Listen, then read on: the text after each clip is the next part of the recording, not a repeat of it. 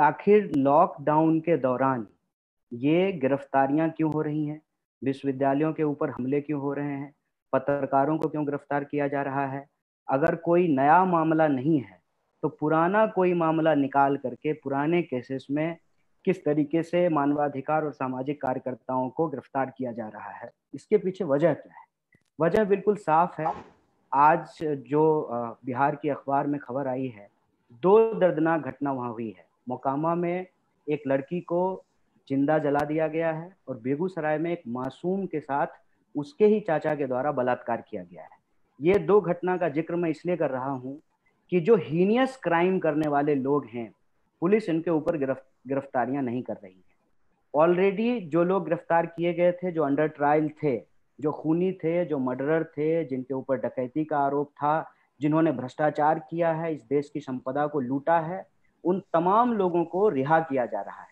लेकिन ये जो स्टूडेंट हैं, उनको ऐसी क्या इमरजेंसी हो गई है कि उनको गिरफ्तार किया जा रहा है? जबकि देश की परिस्थिति ये है कि जो विद्यार्थी पढ़ रहे हैं उनको अपनी पढ़ाई की चिंता है, पढ़ाई खत्म करने के बाद नौकरी मिलेगी कि नहीं मिलेगी इसकी चिंता है। जिनको नौकरी मिली हुई थी उनकी नौकरियां छूट रही हैं, जिन्होंने पढ़ाई खत्म कर ली वो नौकरी ढूंढ रहे हैं। ऑलरेडी समाज जो है एक एक मानसिक तनाव से गुजर रहा है।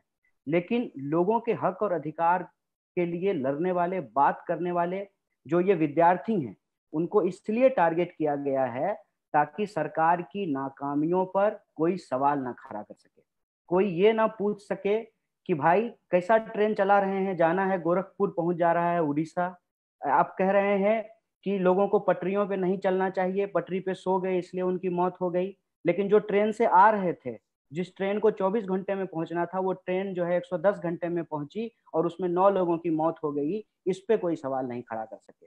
कोई ये ना सवाल खड़ा कर सके कि आज भोपाल में पीपीई किट पहनने के चलते 5 स्वास्थ्य कर्मी बेहोश हो गए, जिन स्वास्थ्य कर्मियों के लिए थाली बजाए थे तमाम लोग। ये जो बुनियादी सवाल हैं, इन सवालों पर देश का नजर ना हो। और ये विद्यार्थी जिनको गिरफ्तार किया गया है, ये साधारण विद्यार्थी नहीं है। ये सिर्फ अपनी पढ़ाई नहीं करते हैं, ये पढ़ाई के साथ साथ समाज के लिए जो जरूरी चीज है उनके ऊपर भी ये सवाल खड़ा करते हैं। एक एक करके लॉकडाउन की आड़ में, लॉकडाउन का फायदा उठा करके विद्यार्थियों को गिरफ्तार किया गया है। और जिस तरीके से ये गिरफ्तारियां हुई हैं, जिस तरीके से विश्वविद्यालयों पे हमले हो रहे हैं, उससे ये स्पष्ट है कि ये सरकार हम लोगों को अंग्रेजों की याद दिला रही है। और इस देश में लोकतांत्रिक आवाजों को दबाने के लिए और सीए, एनआरसी, एनपीआर के खिलाफ जो लोग लड़ रहे थे, उनको खास करके इसलिए टारगेट किया गया है कि इसमें एक तीर से दो शिकार किया जाए। एक तो सीए, एनआरसी, एनपीआर के दौरान जो लोग एक्टिव थे उनसे बदला भी निकाला जा सके, सरकार बदले की राजनीति कर रही है। और दूसरा, अगर इन विद्यार्थियों को डराएंगे, इनको जेलों में डालेंगे, तो बाकी विद्यार्थियों को ये मैसेज जाएगा कि कल को अगर तुम भी सरकार के खिलाफ कुछ बोलोगे तो तुमको भी इन लोगों की तरह जेल में डाल सकते हैं। ये साजिश के तहत ये तमाम काम की जा रही है। हमको लगता है कि लॉकडाउन अपनी जगह पे है, कोरोना महामारी अपनी जगह पे है, इससे हम लोगों को निपटना है। लेकिन इस तरीके पर भी हम लोगों को विचार करना पड़ेगा। जैसे आज हम लोग प्रेस कॉन्फ्रेंस कर रहे हैं, नए तकनीक के माध्यम से, नए तरीके से हम लोग अपनी बात को मीडिया तक पहुंचाने की कोशिश कर रहे हैं। उसी तरीके से सरकार तक भी हम लोग अपनी किस तरीके से अपनी बात को पहुंचा सकते हैं, ये हमारा पहला कदम है। मीडिया के साथियों से अनुरोध है कि आप सरकार तक हमारी बात को पहुंचाएं। कल को अगर सरकार लॉकडाउन की आड़ में बदले की राजनीति अगर नहीं खत्म करती है, जो हमले किए जा रहे हैं विश्वविद्यालयों पे और विद्यार्थियों के ऊपर, सामाजिक और मानवाधिकार के कार्यकर्ताओं के ऊपर, अगर इस पे ये रोक नहीं लगाते हैं, तो मजबूरन नए तरीके से लॉकडाउन और कोरोना के जो नियम हैं, जो प्रतिबंध हैं, उसको मानते हुए हमको अपनी आवाज को उठाने का प्रयास करना पड़ेगा। सवाल जो पूछा गया है उससे संबंध में मैं एक बात स्पष्ट कर दूं। प्रधानमंत्री जी ने अपनी तकरीर में कहा, अपने भाषण में कहा कि आपदा को अवसर के तौर पे देखना चाहिए। लेकिन हमको लगता है कि ये अवसर इस रूप में देखना चाहिए था कि देश में और रोजगार कैसे पैदा किया जाए, गरीबी को कैसे कम किया जाए, हम आत्मनिर्भर अपने उत्पादनों में कैसे बने। लेकिन उनके जो मुलाजिम हैं शायद उसको गलत तरीके से ले लिए। वो अवसर को इस रूप में देख रहे हैं कि कैसे इस देश में जो बोलने वाले लोग हैं उनको चुप करा दिया जाए। जहां तक सवाल है स्पेसिफिकली मुस्लिम कम्युनिटी को टारगेट करने का, तो इस संबंध में मैं ये कह दूं कि जो व्यवस्था आज हमारे सत्ता पे काबिज है, उसकी शुरू से ही एक पहल रही है कि समाज को कैसे धर्म के नाम पे बांटा जाए। और इसकी शुरुआत 2014 में नहीं हुई है। दरअसल इसकी शुरुआत आजादी के आंदोलन के दौरान ही हो गया था कि कैसे भारतीय समाज को धर्म के आधार पर दो अलग अलग हिस्सों में बांटा जा सके। और मैं समझता हूं कि उसका जो बीजारोपण किया गया था आजादी के आंदोलन के दौरान, और आज जब ये सत्ता में आ गए हैं तो ये उसका फसल काटने की कोशिश कर रहे हैं।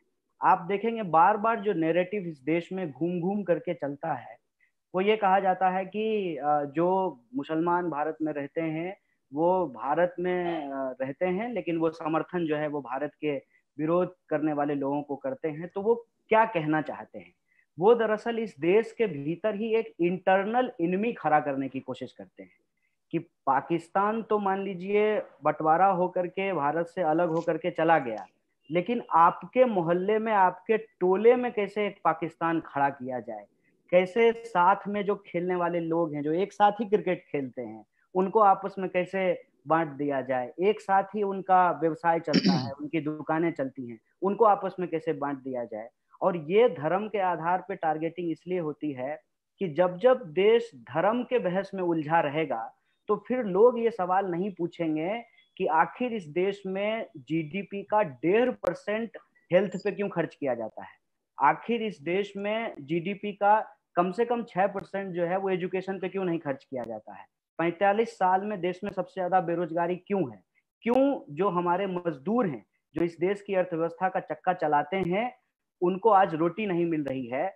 उनको सपना दिखाया गया था कि भाई आपको बुलेट ट्रेन देंगे, और वो अच्छे दिन के वादे में वोट भी किए थे।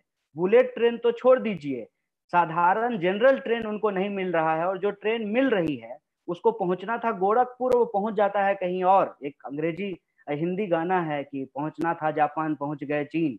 ये जो पूरी की पूरी परिस्थिति है जिसको हम कहते हैं बुनियादी सवाल से लोगों को गुमराह करना, उसके तहत ये टारगेटिंग की जाती है। और बात सिर्फ यहीं तक नहीं रुकती है। अब देखिए कि उसका अगला शब्द क्या होता है, जिहादी, नक्सली, एंटी नेशनल, टुकड़े टुकड़े गैंग के सदस्य। इसमें किन लोगों को शामिल किया जाता है?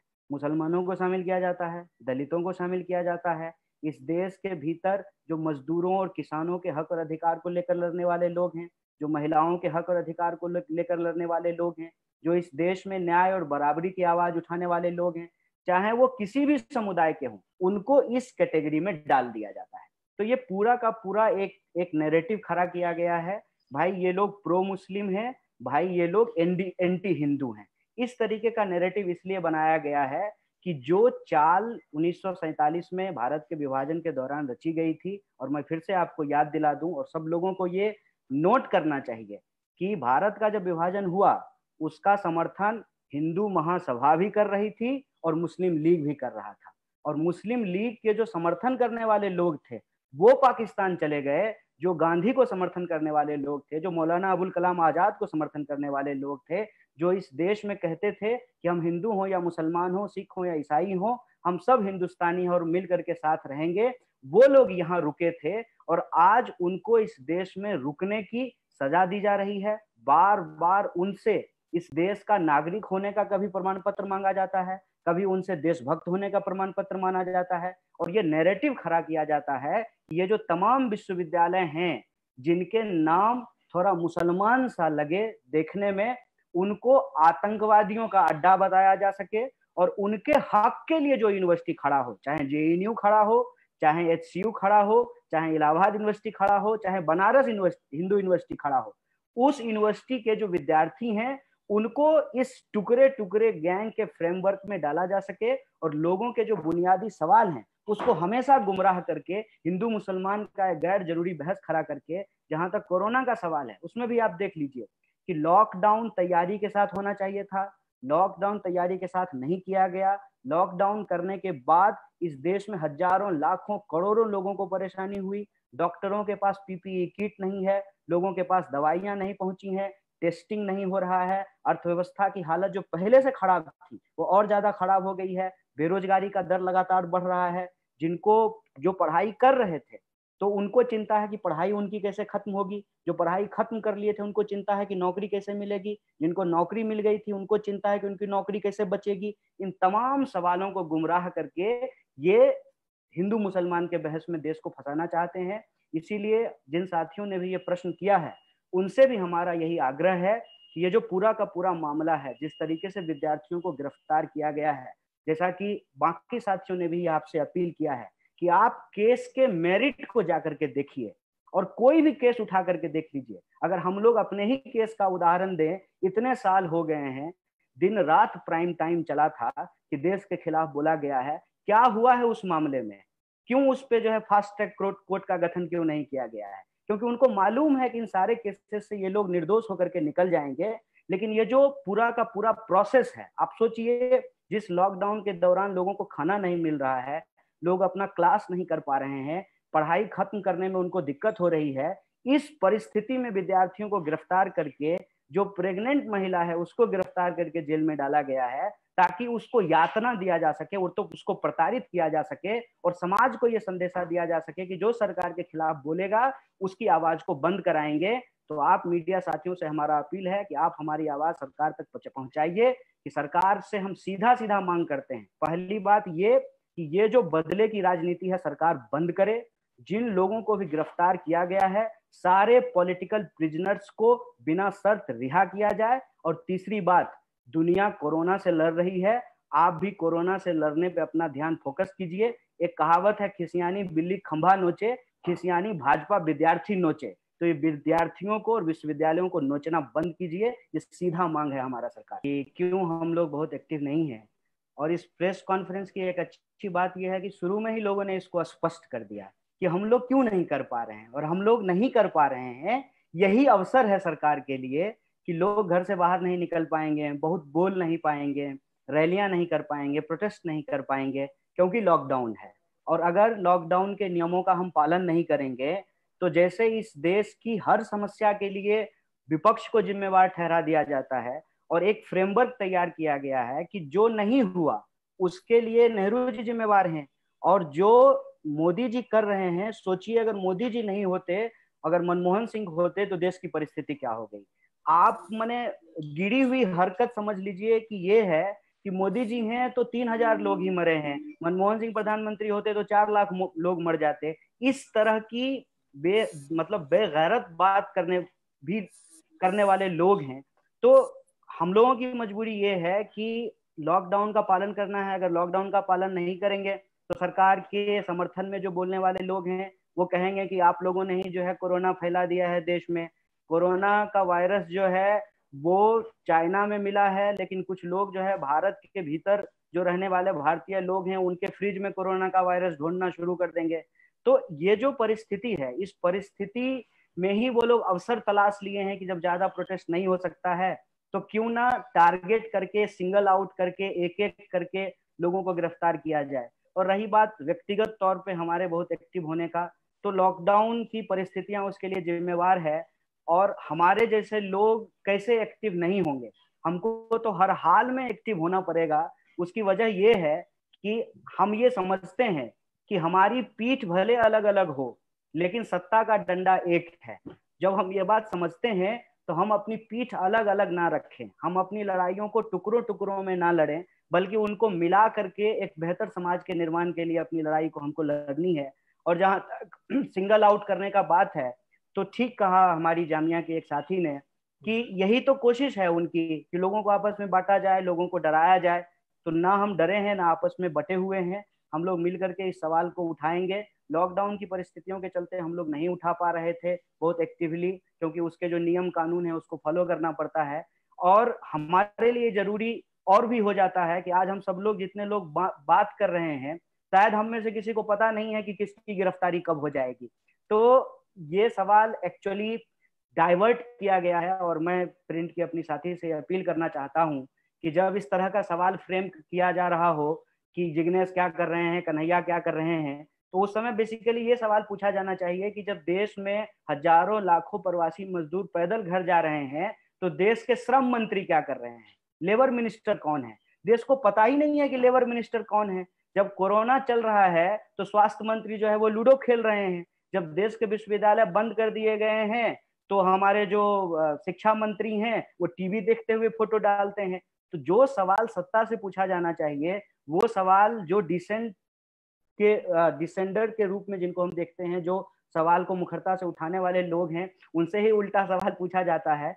ठीक है, हम सवाल पूछने का सम्मान करते हैं क्योंकि हम चाहते हैं कि सवाल पूछा जाए, लेकिन मेरा ये मानना है कि लॉकडाउन एक अवसर लेकर के आया है सरकार को विद्यार्थियों को संट करने का। तो हम इस अवसर में यह कोशिश कर रहे हैं कि कैसे लॉकडाउन का पालन करते हुए एक तरीका निकाला जाए और अपनी आवाज सरकार तक भी पहुंचाया जाए और लोगों को भी आपस में संगठित किया जाए।